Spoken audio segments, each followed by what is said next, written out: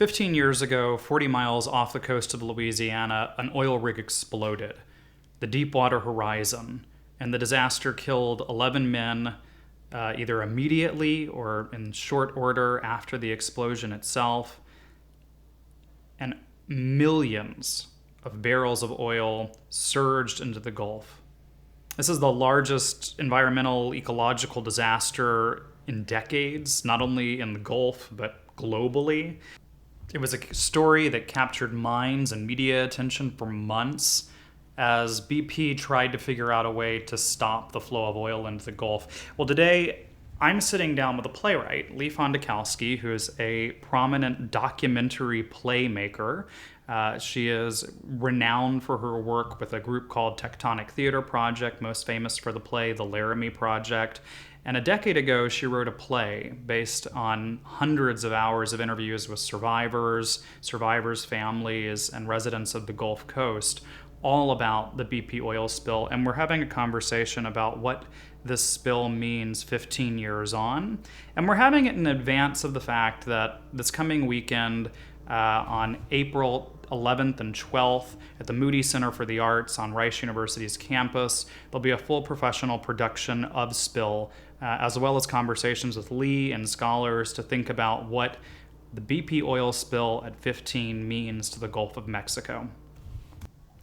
I'm Weston Twardowski, the Associate Director of Rice's Center for Environmental Studies and Associate Director of EcoStudio in Rice's Sustainability Institute, and you're listening to Gulf Streams on KPFT Houston 90.1 FM, Galveston 89.5 FM, and Huntsville 89.7 FM, where we talk with leading experts and community leaders to better understand the environmental problems and potential solutions facing our community. A quick reminder that you can catch up on Gulf Streams anytime through our podcast, available on all major podcast platforms. If you enjoy the show, please like and subscribe to make sure you never miss an episode. Lee Fondakowski is our main guest today. She is a founding member of Tectonic Theater Project, an internationally acclaimed theater group most famous for their work, The Laramie Project. Tectonic is renowned for their work on documentary theater, where they will sort through records and documents, historical archives, and interviews, hundreds and hundreds of hours of interviews to craft compelling works of art that tackle urgent questions. We're talking with Lee about her play Spill, which takes 64 separate characters played by 8 actors running around somewhat frantically and telling this momentous story of the BP oil spill. And she put this together across months and months, really years of research in the Gulf Coast through multiple workshops across the region. And I'm delighted to have the chance to sit down with her. Lee Fondakowski, welcome to the program. Happy to be here. So Lee, just to start off, I will say we're going to get into Spill, this production that you've written all about the 2010 oil spill, the Deepwater Horizon disaster. But first, I really would love to just introduce listeners to you and your work, because you've been a practicing artist for a long time before Spill came to be. In fact, I know your work from the early days of the Tectonic Theater Project with your work on the Laramie Project. And so I wonder if you can just tell us a little bit about your artistry and your background and some of the projects that you've that have led to you eventually coming into particularly this really fascinating vein of documentary theater work in particular. Yeah, sure. I mean, to go all the way back, I initially went to college to study journalism. Mm. So I think that I've sort of carried that thread through from a very young age with the documentary form of storytelling. But mainly now I'm a playwright and a theater director and also a screenwriter. And yeah, longtime member of Tectonic Theater Project. And I was one of the people who initially went to Laramie, Wyoming after Matthew Shepard was kidnapped and murdered. We created the Laramie Project, and then following Laramie, I did a 5-year project, which was based on interviews with the survivors of the 1978 Jonestown tragedy. Mm. And so I had done Laramie, which is a tragic story, and Jonestown, which was a tragic story, and it was kind of thinking I needed a break from the interview documentary form And then in 2010, the BP oil spill happened, and I was approached by originally Wesleyan University Mm. to teach a class, to co-teach a class with the head of the environmental studies program, Barry Chernoff. And we were to take a group down south, and he would teach them the science, and I would teach them how to interview people and make art. And so we did that as a summer class together. And just based on the experiences that I had had down there and some of the people that I met, I said to Wesleyan that I wanted to write a play myself, and so they supported the early stages of Spill. It's fantastic. So I'm really curious about, one, this is an exciting kind of partnership and the kind of partnerships I love to see happening in universities where you have these really genuine scientific, artistic collaborations. And it makes total sense that you have this kind of lingering journalism interest throughout the story of your career. I'm curious if you can talk a little bit about some of those stories that first grabbed you, that first really made you start to think, okay, I need to keep coming back to this, that I want to dig into this further. And you eventually, I think, did over 200 hours of interviews and spent, months really down on the Gulf Coast. And I say the Gulf Coast in particular because as Spill shows, I mean, it ranges from a number of places in Texas all the way out through Louisiana, thinking about both the impacts of the spill, but also these families and communities who are all over. So I'm curious if you can share with us, maybe just to start, a little bit of what first started to really bring you in and make you think this needs to be a play. Well, I had never been to Southern Louisiana, so I'd basically my knowledge of Louisiana was New Orleans. Mm, So I'd never been down south, down the coast.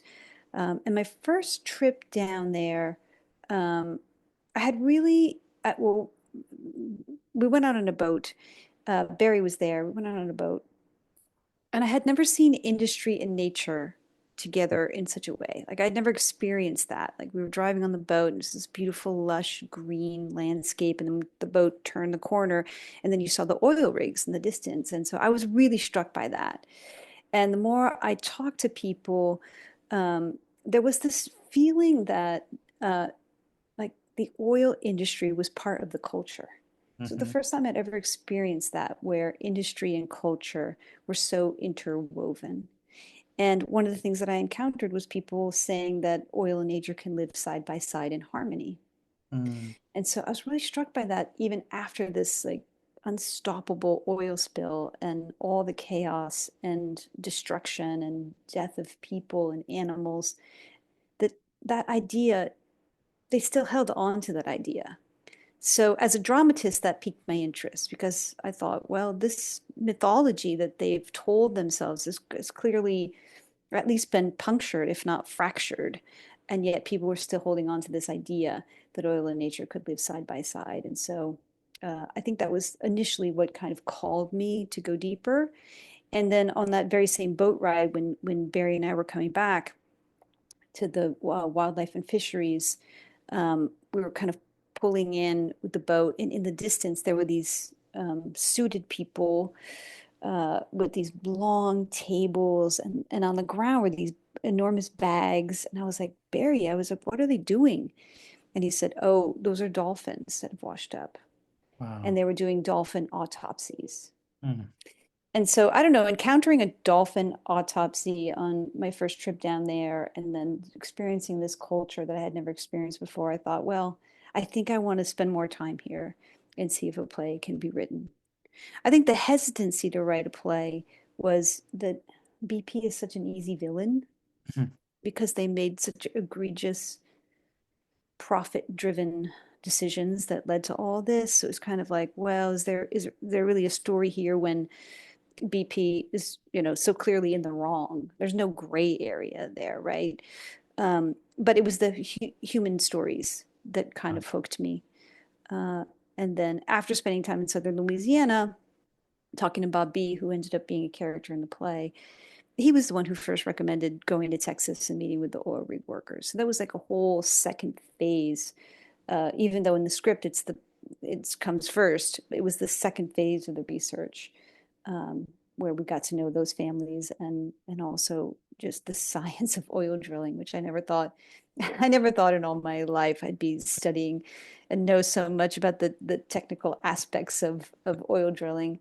But it opened my eyes, it really opened my eyes because I was like, oh, well, obviously with climate change, we just have to get rid of drilling, and then going down there and really recognizing the how much infrastructure there is, how complicated it is, how technically advanced it is. And so I really learned a lot and realized that it's much more nuanced and complicated than I originally thought. So hopefully that comes through in Spill. Oh, I think so. I mean, it's, several things that you've touched on. I'm hearing lines that had drawn me into the show. And when I pitched it as something that we should consider helping to produce in this year's lineup of energy justice conversations, part of what drew me in was exactly that cultural component you were talking about. And it was something that in multiple conversations with colleagues and friends continually comes up. And I reference in particular Randy Azell. Sorry, not Randy Azell. Our actor playing Randy Azell is also playing one of the fun facts for audiences or for listeners who aren't familiar. I will say that I believe there are 64 roles in this play, being played by 8 actors. And so there's a tremendous amount of doubling, and that is by design, and very much gives you this really fascinating feeling of different people, but also a really kind of interesting narrative approach to the storytelling of the show. But one of the fathers of one of the rig workers who died, Bill Anderson, in a scene meets the President Obama and takes Obama's hand and very firmly just tells him, we this moratorium on drilling in the Gulf, it's killing us, and I don't want it, and my son wouldn't want it. Um, and Obama, just basically says, I'm sorry for your loss, and we're trying to keep people safe. Um, and it's one of these moments where I think that just rings so true to me in the culture of the Gulf, and so that connection that you're talking about, that oil and gas embeddedness in the culture of especially these kind of, certainly Houston, certainly New Orleans, but really all the areas around them that are really oil driven economies. I mean, that feeling of this is our livelihood. This is, as multiple characters state throughout, this is the way to the middle class. I think it's such an important conversation to always be remembering, that when people think about oil and gas in the region, it is almost existential. Um, and that kind of fossil fuel economy, it feels like an existential crisis if we don't have access to it.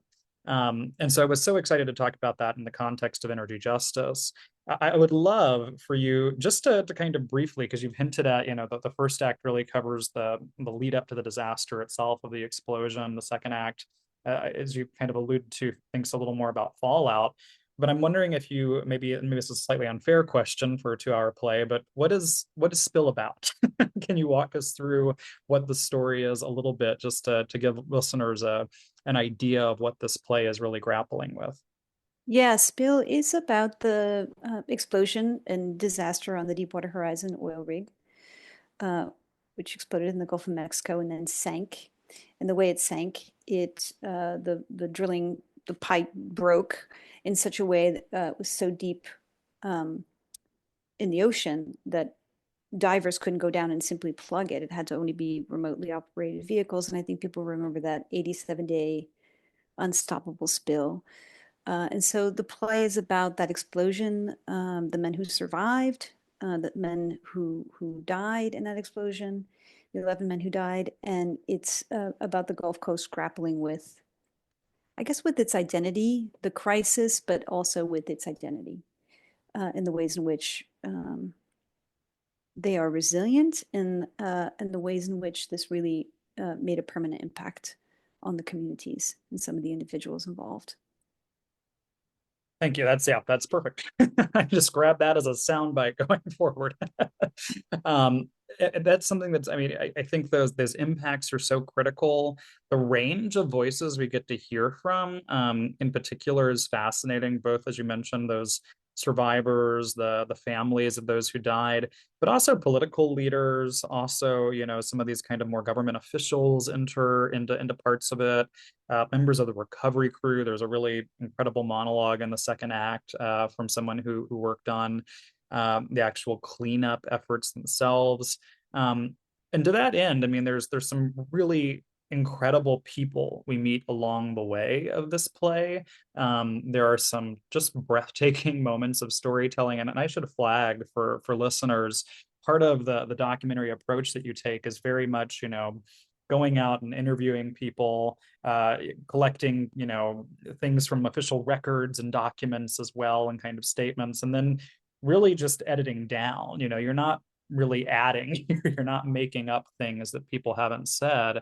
And the storytelling is just incredible. I mean, the stories that you gather are really remarkable. So I'm wondering if you can talk about maybe both moments when you are what that process of collecting those interviews, those stories is like. I don't know if you have like a little bit of a radar for when you go, oh, this is like a moment that has to be here, or if it's something you discover as you go back into the material again and again. But I'd love to hear a little bit about that process of how you build a documentary piece like this. Sure. I think one of the operating principles of Spill is the tension between whose story is it? Mm, Because it starts so firmly in the narrative through line of the rig workers. mhm, And then in the second act, when this spill is happening, there's this tension with like, oh, this was an explosion, not a spill. I think mm, that's Bill Anderson's line, right? Or Keith Jones, one of the fathers of Gordon, who died on the rig, saying, oh, they're going to forget about these men and it's going to become about this environmental disaster. And so I think that tension in the storytelling is one of the operating principles of the play that keeps it dramatically alive, as it was dramatically alive in real life. But the process is, I mean, hopefully people will come and see the play and sort of feel like it's a document of this moment in history, right? Where we had this environmental disaster and we're hearing from the people who lived it, right? But the process of creating it is much messier than this like straightforward 2 hour play. Um, I didn't understand anything about drilling. So we had to go and like study drilling. And there was this president's report that was over like 2,000 pages long. And I had a dramaturg who was helping me like go through it. So just to literally understand what happened and then to create the play in such a way that the audience would also understand what happened, but it wouldn't be too technically overwhelming for them. So we were always trying to kind of find that balance. And we would do readings. And then I would say, well, why did the rig blow up? And people would say, oh, they were cutting corners. Or people would say, oh, there's something, they had a wrong reading on the register. And so they didn't know like exactly precisely like the technical language, but they could get the feeling for why it blew up. So it was also like a little bit of trial and error of how much technical stuff went in so they would really understand it. And then, there was a question of so many voices. I think in a documentary theater play, generally speaking, you use about 10% of the interview material that you collect. So it's really like an editing process and wanting to represent, the full scope of the people impacted. Um, and so, for example, I think the moment that I was like, to your point about does a light bulb go off when someone says something? We had interviewed Keith Jones and we talked to him for a long time. And then we were walking out to our rental car and he walked us out of the house and we were literally in the car with the window rolled down, like saying our goodbyes. And that's when he told us the story about going to see his dentist mhm, and realizing, what it was like to, because his dentist had lost a son, and realizing that connection between his dentist losing a son and him losing a son. And I was really struck by that because it was a moment where it was like, if somebody, generally speaking, if somebody agrees to be interviewed, it's because they have something weighing on their heart or their mind that they want to tell you. And if you spend a long enough time listening, they'll kind of get to the heart of it. And some people get to it right away. Like Bill Anderson was like right up front. He was like, I don't want to talk about an oil spill. I want to talk about my son. He was very direct. And I'm not going to say anything bad about this industry because I love this industry. He was like super direct. And then others you just have to spend time with. And I think for Jory, for example, you mentioned Jory, who was the cleanup worker. I think Jory was still processing what had happened to him. And so the interview process with Jory was really still about him, like just kind of coming to terms with his situation and the decisions that he had made that led to this moment. So, I mean, ideally, you have a sense of like the community trusts you. You're immersed in the community. People know you, and you. I mean, for me, it's about representing people authentically, representing the place authentically. Um, so yeah, so that's really like the basic problem. So it is a gigantic editing job, but it's through the lens of the artist who's witnessing both the interviews and events. So I mean, everything is filtered through my artist sensibility and my artist consciousness. I think something to that end, you mentioned the gigantic editing job, and I think I believe you did workshops of it at NOCA in New Orleans, which is the New Orleans Center for Creative Arts, kind of performing arts high school. And then there were workshops that I briefly actually participated in at LSU before there was the premiere production at the kind of professional theater company attached to LSU. And then it's gone on to productions in Chicago and New York. Um, but I'm curious about what those workshops, what you learned in those workshops, and how that transformation started to happen, and how that piecing together of you have, I imagine, probably actually hundreds of hours of interviews and materials and dialogue that you pulled from media interviews, and how you can start to kind of think, cool, now how do we make this into a compelling piece of theater? Yeah, yeah. I mean, that's the right question though, right? How do you make it into a compelling piece of theater? I mean, it was a real blessing for me to get connected with NOCA and with LSU because to be able to workshop and premiere the play in the place where it happened is just so crucial, so vital. And even at this is a little anecdote, but even at the premiere, I was in the bathroom and I came out the bathroom and there was a man standing there and he's like, "You're Lee." And I was like, "Yeah, I'm Lee." I'm Lee. He's like, "You're the playwright." I'm like, "Yes, I'm the playwright." And he's like, "Well, I'm going to tell you something." And I really was like, "Oh no, you know?" And he's like, "Well, I had it in my mind that you were from New York and that you were just not going to get it. But I want you to know that you really represented us well." And then we got to talking a little bit more and he said, "This is the first time I've ever seen a play." And so it was just like such a moving experience to have people come to the theater who had never stepped foot in a theater before. Maybe this guy had his backup, like how they, what story they think they're going to tell about us, right? And then to experience something that actually authentically represented their community. I mean, as an artist, that's like the highest achievement one could ever hope for. So Now, it was great to be part of the community there at throughout the development process. I think that really comes through. I think both that, yes, it feels, very, very true to these places, and really across the Gulf. But you really do so much of that interconnectedness. The going back to what you said at the beginning, just that relationship of nature and industry is so critical. There's this monologue from an oil regulator in Louisiana, Carrie St. Pay, who talks very explicitly about, we first thought this vast, pristine nature would be untouchable. And we said, go ahead and, put a canal through here, put a pipeline there. And we've watched this coast just erode.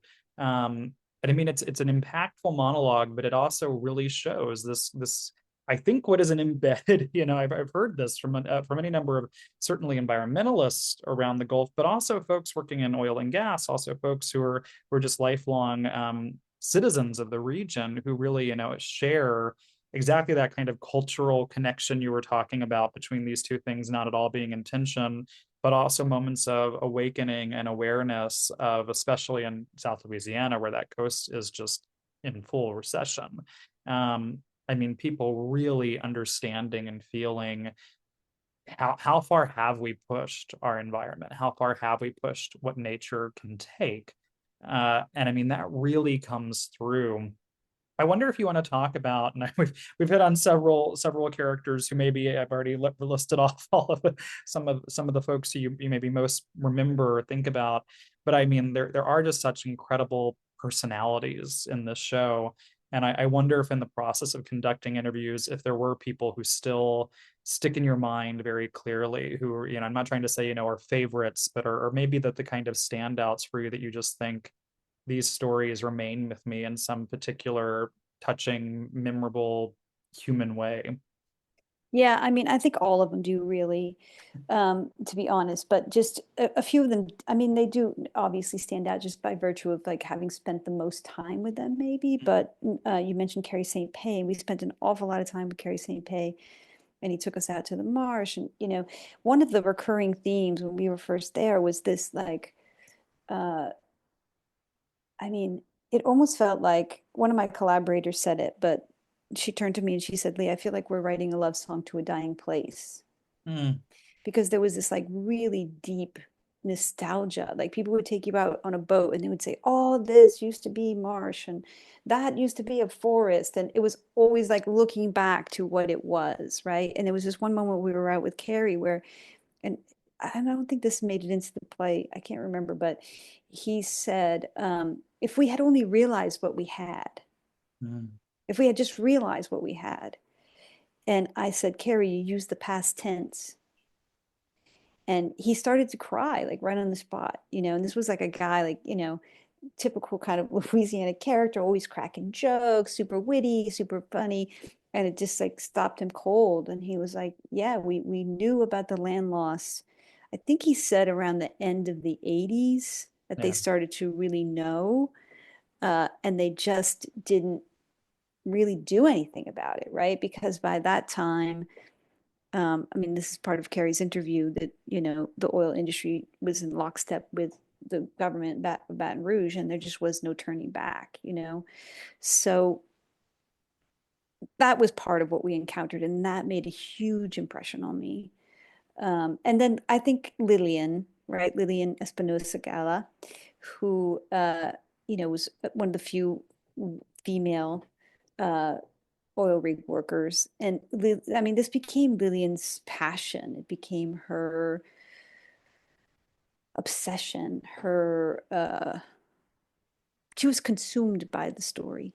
Mm, And so our relationship, like her relationship with me as the artist, like she wanted me to know everything and she wanted me to get it right to the letter. And and she didn't want it to be a sad play. She wanted it to be about how it was going to change things. And so it was, I still hear from Lillian from time to time. It was just like a bond that we had. And spending all those hours listening to her. And I would say, Lillian, how am I going to explain this to just you common person? She's like this. And she would break it down for me. Uh, and so, yeah, she just became a close confidant and a friend throughout the process. mm. No, I mean, I think that's one of the things that, yeah, it's that kind of research absolutely invites that. And listening to you talk about Carrie St. Pay in particular, I mean, this is, I think, something that Louisiana has been discovering and rediscovering for decades. I think of Mike Tidwell's Bayou Farewell, this really Yeah. beautiful travelogue book from really, he wrote it in about 2000 and then revised it after Katrina. And I think actually again revised it after the oil spill. Um, and I mean, it's this really touching and heartbreaking account of exactly a dying place. And I mean, I can think of a number of local artists and activists that I know who are fighting for the coast very hard, and the multiple things that go into uh, the dissolution of the Louisiana coast, of which oil and gas is absolutely a factor, but also not the only factor, Mhm. and something that is very much I think folks on the ground are aware of. And yeah, it is an immense difficulty that I think something we constantly grapple with, is what it means to be from a place that you feel is literally sinking away. And that doesn't really, it's hinted at, I think, in Spill, but it's certainly not the dominant idea of the show. Uh, but I'm curious because I think some of what thinking of, about, it's been about a decade since you wrote this, right? Well, we premiered it there in 2014. Okay. So we were in the process of writing it from about 2011, 2012 to 2014. Yeah. So I'm curious, with the passage of several years, and we're coming up on the 15th anniversary of the disaster itself. I'm curious, and I mean, I have my answers for this, but I'm curious what you think has changed, or has developed in the 10 years that, where does this play fit in now? How does it fit into, uh, to be removed by almost 15 years from the actual initial incident? I think for me, one of the most challenging things about writing Spill was the ending. Mm, Because typically, like whenever I teach playwriting, one of the last pieces of the puzzle of any play is trying to find redemption, right? And so I go back to that myth, the mythology. So I always teach my students when they're writing a play, like usually when there's a problem, every play has a decent sized problem that it's wrestling with, right? And usually behind the problem is a magical thinking of some kind, mm, right? And so at the end, you would hope in the playwriting process that you can point to that problem and that magical thinking and look for redemption. And in this story, it was very, very, very hard to find. mm, I mean, if not impossible, really. And I remember even asking Keith Jones, who lost his son, like, is there any redemption in this story? And he became almost enraged at me for even asking that question. He's like, no, no, Lee, there's no redemption. And I think what was hard for me as a playwright was like BP paid historic fines. They were found guilty on like every everything, right? They paid historic fines. The moratorium was lifted, and then they were back out drilling 15 months later. So it's sort of like a punch in the stomach at the end of Spill in a way that it was not like a come to Jesus moment where people said, let's change directions. Even Bob B says, okay, we have the technology to do it, mhm, but should we? Right? mhm. Like, how far are we going to take this technology? Are we going to take it all the way to the Arctic? So we have a blowout under the ice? Like, how far are we going to go? And I think that question, like, was not really answered. Like this bill did not wake people up to reckon with that question and to say, this is the line that we'll draw. Um, so yeah, I think that is the hard part. So where we are 15 years later, technology is still advancing, right? And it's advancing to, I don't know, to me, scary places. Learning about how fragile the rock formation was, how difficult it was to drill, that the drillers actually drilling like it's all through computers, and there's like a fraction of leeway between like a blowout or fracturing the rock, the shale and the rock formation. Learning how technically advanced it was, it really gave me pause. It really made me think. Like Bob B says it, the days of poking a hole in the ground, the oil comes out are over, right? And now we've gotten into a system so advanced that you better really have a plan for what happens if something goes wrong. And I don't see any evidence uh, that there's a plan. Yeah, That the end is just push the limits of technology to extract as much oil as possible. yeah. And that to me is it's a hard ending to the play, but it seems to be real. It seems to be reality that we all kind of have to look at. Well, and I think you're absolutely right. And it's interesting because as I mentioned, I was lightly involved in some of the workshopping a decade ago at this point. And then saw that premiere production. And I remember finding it incredibly impactful. I remember finding it deeply meaningful, especially the first act that really focuses on the disaster. I found so compelling.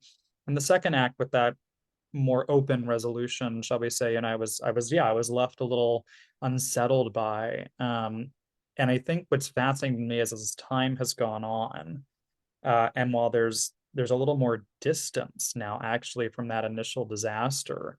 I think in some ways that unresolved ending feels even clearer to me, um, because we have some distance more from the disaster itself and can look and I think more clearly say this didn't this didn't change everything. And it's like we have, any of these things that I think focus on a moment where it feels like this was a moment where we could have really intervened. We could have started to move into new directions, to reform uh, industrial incentives for lack of safety, to really restructure how we think about, I mean, you have multiple characters, including Leon Miller, who has been an oil rig worker her whole life and talks about that very openly. And she talks about, I wish gas costs $10 a gallon, not because I want to make the oil companies richer, but because I want people to understand the risks, right? I want people to understand their lives on the other end of this. There's catastrophic potential if we don't do this to the highest standards, to treat this with deep care and do it right. Um, and I think that only feels clearer to me 15 years after this disaster, because I think we are now more in a moment where we're able to kind of say, okay, this almost unimaginable industrial accident occurred. The sheer amount, it is certainly one of the largest environmental disasters in global history. Um, and 15 years on, in a way that I think maybe 4 years after the fact, it still felt a little more like we don't fully know what the ramifications of this are. We're not, we don't know not everything is quite settled yet on where this disaster is and the impacts it's had. That feels much clearer to me now. And I think it's been also out of direct mind long enough that revisiting it, I think, offers new discoveries and allows people both in, I'll say, some of the actors we're working with, it's a phenomenal group of professional actors from around Houston. But some of them are, in their kind of late 20s. And just talking with folks of that age, realizing like, yeah, you were alive for the spill. Yeah, you were conscious of it, but like it didn't really seem to have a great impact on their awareness just based on their age at the time of it. Um, and now, seeing how rethinking, re-understanding it, and then against folks who are, in their 60s who are in the show, really, kind of reliving this and talking very candidly about, yeah, I mean, this was weeks and weeks and weeks where this was the story, this was the headline every day for months. And there was, like a little section of the CNN or Fox news feed right at the bottom that would just have, an image of leaking oil kind of pouring out. And I think revisiting that moment, especially just the way the country's changed over the last 15 years, um, I found it really fascinating to think about this disaster, but also that the way that things have and have not changed in that time gap it just gives it incredible power to me right now. Yeah, yeah, I would agree with that. I mean, I think for a lot of people, it was a giant wake-up call that we didn't have the technology to stop it. Yeah. I think it was like a shocker to a lot of people. Um, and also, I don't know, just something that you said just made me think about how one of the things that really struck me being down there was the fishermen would talk about just being in tune with nature, right? So you don't overfish because that's your livelihood. You have this kind of respect for nature. And I was really struck also that it's similar to the guys who work on the oil rigs. That Shane Roshto says, Mother Nature does not want to be drilled here. Like the kid knew, this like 20-year-old rig worker, that we're in territory that's not safe, right? So I think it's important to kind of separate out this the corporate greed aspect of it all with just your everyday person who is maybe more logical, maybe more in touch with nature, maybe just more reasonable, right? And how to come back to that kind of conversation. But the last thing I'll say about that is like spending time with like Arlene Weissy and Shelley Anderson and these people down south, like the way our country is. I mean, we were. I mean, Arlene says we're a country divided. We Mhm. are two countries. We're a country divided, right? But all these years later, how much more divided we are, Yeah. that it almost makes me wonder if Spill could be written today, Mhm. if Bill Anderson would have met with me, if Arlene Weissy would have met with me, that it's just like, I'm not even going to talk to you, right? So I also think it's important in that respect that it's kind of like right on this like precipice where we really hardened our positions on one side of the aisle and the other. And I think Spill is an opportunity for us to have that conversation. Even where there's tension, at least you're talking, right? Bill and Keith disagree about Obama's decision, but at least they're talking. At least they're all in the same room, you Yeah. know? And I think we don't have that now. We don't even have that conversation, right? Which I think is so vital to our survival, right? This idea that we can be like all in on one side or the other as opposed to interdependent. No, And I I think think that's still shows definitely shows our need to recognize our interdependence. I think that's so spot on. Yeah, I can think of Arlene talking like the beginning of that passage. I mean, she talks very frankly about, I'm from West Texas, and people down here are not fond of Nancy Pelosi, and then talks very directly about, but I'd be lying if I didn't say she welcomed us into her office. She sat down and she just listened, and how meaningful that is to her. Um, and exactly, I do kind of agree. I wonder, as fraught as things were in 2010, I think you could still go to the office of a politician you didn't vote for and sit down and just be heard out and talk and have that kind of connection and feel heard, in a way that, yeah, I wonder today, would you even be invited in? If you were invited in, would you go? Things just do feel so much more fractured. And you know, if I had said to Arlene 15 years from now or 10, 12 years from now, Nancy Pelosi's husband's going to be attacked in his home, she would have said, no way, that's not going to happen. Like, who would have even thought? Neither of us would have thought in a million years that it would get to that level, right? So I think this was like just an interesting moment in our history that Spill has captured. no, I completely agree. All right, we're running out of time. So before Okay. I let you go, I just love to hear, what are you working on now? What can we expect down the road?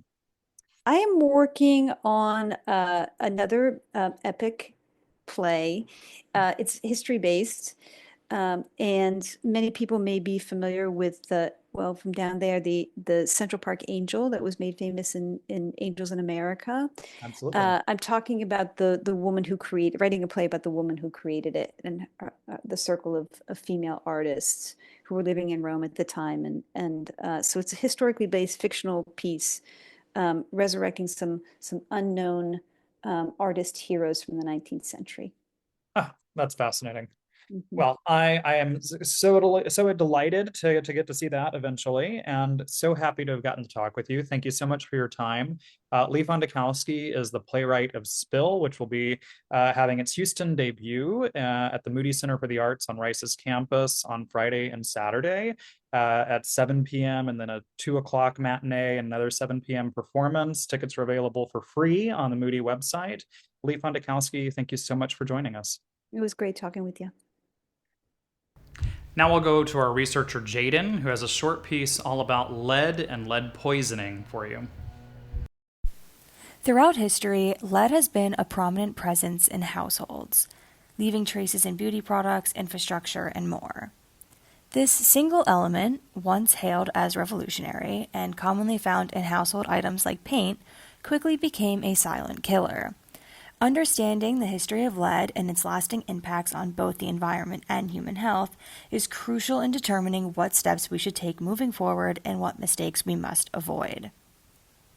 Today we'll explore the evolution of lead in society, beginning with its use in ancient times, moving on to its more modern application during the Industrial Revolution, and then examining the discoveries that exposed its dangers.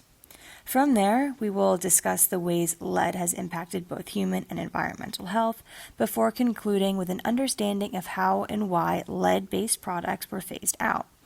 So, with that in mind, let's transport ourselves back to ancient Rome. Imagine this. You wake up and suddenly find yourself in ancient Rome.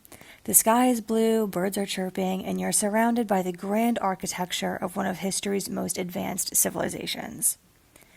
As you think about how you might replicate your daily life in this new era, you come to a screeching halt upon realizing the sheer amount of lead used around you. For women, lead was directly applied to the skin to whiten their complexion, a beauty trend that would later resurface in the 16th century England, according to National Geographic.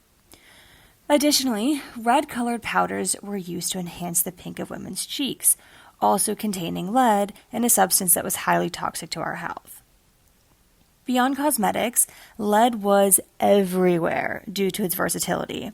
According to Science.org, lead was found in ceramics, paint glazes, water pipes, and it was even used to preserve wine and used as a sweetener.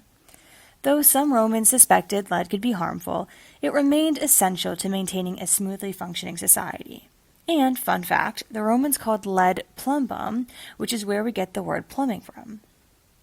Anyways, centuries later, lead found new applications during the Industrial Revolution. Lead-based paint quickly became a household staple, appearing in homes, furniture, and even children's toys. Lead compounds, particularly lead carbonate and lead oxide, produce exceptionally vibrant colors. According to Colorado Commercial and Residential Painting, these compounds enhanced paint's durability, making it resistant to moisture, fading, and wear, qualities that made lead-based paint highly appealing for households, schools, and toy manufacturers. At the time, advertisers aggressively marketed lead paint as a premium product, boasting its longevity and pigmentation. Due to this widespread promotion, lead was often referred to as the useful metal or even the miracle metal, according to NPR. Lead was also extensively used in water pipes due to its flexibility and resistance to corrosion.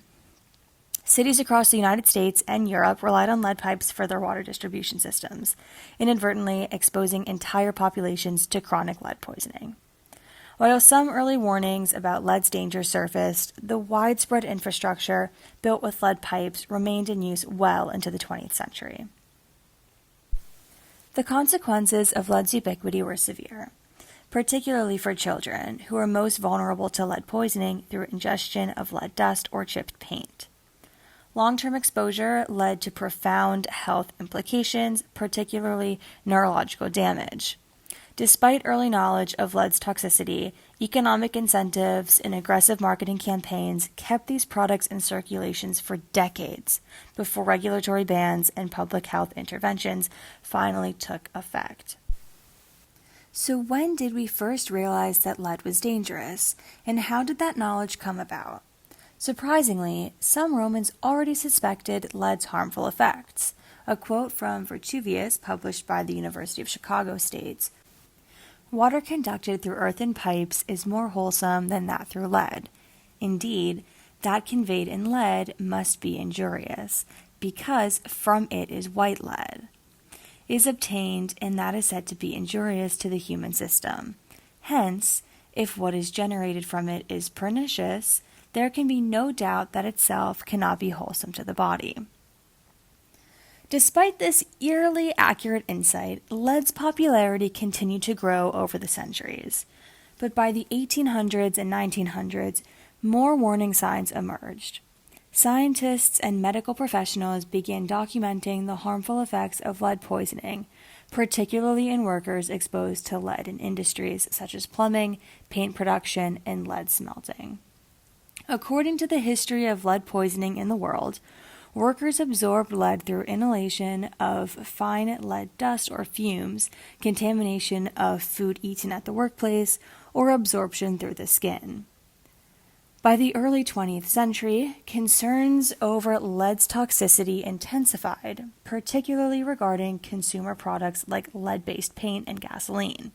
Now enter Alice Hamilton. Born in 1869, she would become a pioneer in industrial toxicology. In the late 1910s through the 1920s, Hamilton documented the dangers of lead exposure among workers, exposing the hazardous conditions of industry that relied heavily on lead.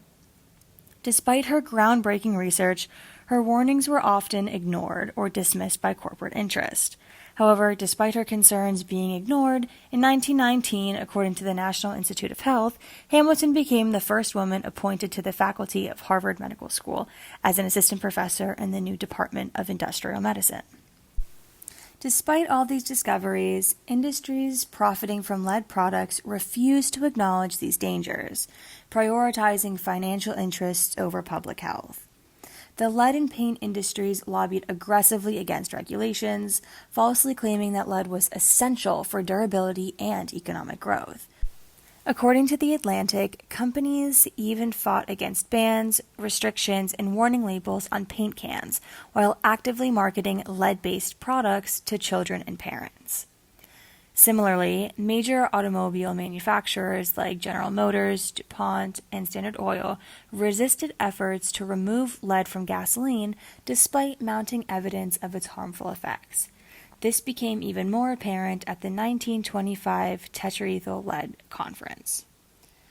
Although the public became increasingly aware of lead's dangers in the early 1900s, industry-backed research attempted to discredit independent findings, delaying regulations.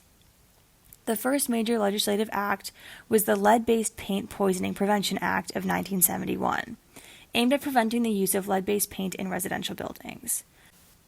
Then, in 1978, the Consumer Product Safety Commission, CPSC, officially banned the sale of lead-based paint containing lead levels equal to or greater than 0.06%.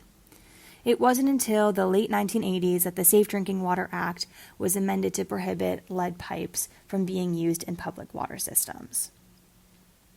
According to the Mayo Clinic, lead poisoning can also cause cognitive impairment, developmental delays, and other severe health problems, especially in children under 6 years old. That is why it's so crucial to remain vigilant about potential lead exposure when purchasing an older home, for example. It's essential to check for lead-based paint and plumbing to protect yourself and your family. So now let's pivot to the environment. How might lead impact it? Well, lead contamination poses significant environmental risks, particularly through soil, water, and air pollution. Though we have largely reduced lead's impact, the California Air Resources Board notes that lead contamination still occurs today due to ore and metal processing, especially lead smelters, and from piston engine aircrafts that operate on leaded aviation gasoline. Additionally, demolition of older homes that use lead paint can result in lead-laden debris contaminating the surrounding environments if not disposed of properly. While regulations have since improved human and environmental health, lead exposure remains an issue of environmental justice. Many low-income and minority communities bear the brunt of lead-related health problems due to outdated infrastructure in their neighborhoods. While progress has been made, we must continue pushing for a lead-free society, ensuring older homes and buildings are remediated to safeguard both people and the land. So after reflecting on lead's extensive history from ancient Rome to today, we see a clear pattern: its widespread use, the gradual recognition of its dangers, and the resistance from industries that profited from it. What was once considered a miracle metal became a silent threat, leaving lasting impacts on human health and the environment.